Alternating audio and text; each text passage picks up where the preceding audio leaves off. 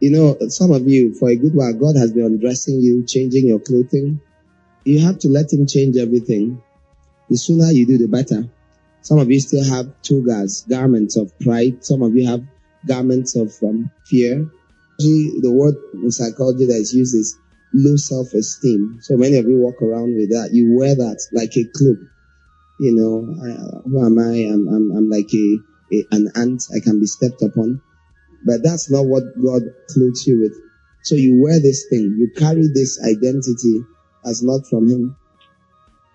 You know how it is when you wear physical clothes and you go to a place or you're among certain people, you know, and you wore this clothes and it's not too nice because maybe you don't have a nicer one or you didn't know that's how the occasion would be. You went there and every other person looked resplendent, really outstanding. Seemed to be wearing very expensive clothes and all that. And you came there and you were so conscious. You like to find a corner and sit. Some people actually would go home and change and come back a lot of time because spiritually their clothing they're almost unclothed. They are not wearing anything. They have not allowed the Father dress them. So it matters so much. Actually, I can tell how much someone has accepted the words of God on their life. Sometimes literally by how they dress, how conscious they are about the external appearance, their esteem. Because the other one is absent, so they have to make do with this one.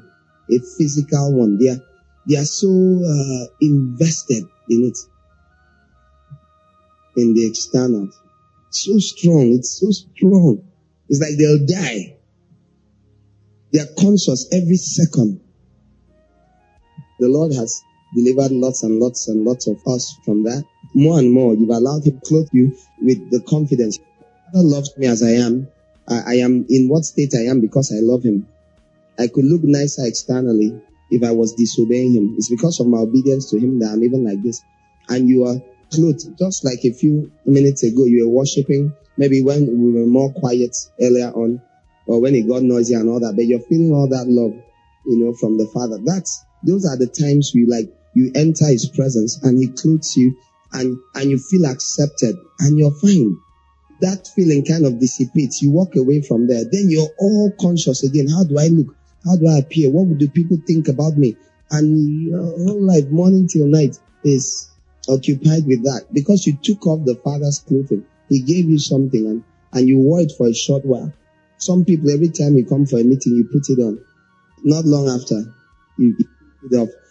It's a mindset that says, I am dressed for this. Now, I am not dressed. This is time to put aside that clothing and wear this other clothing.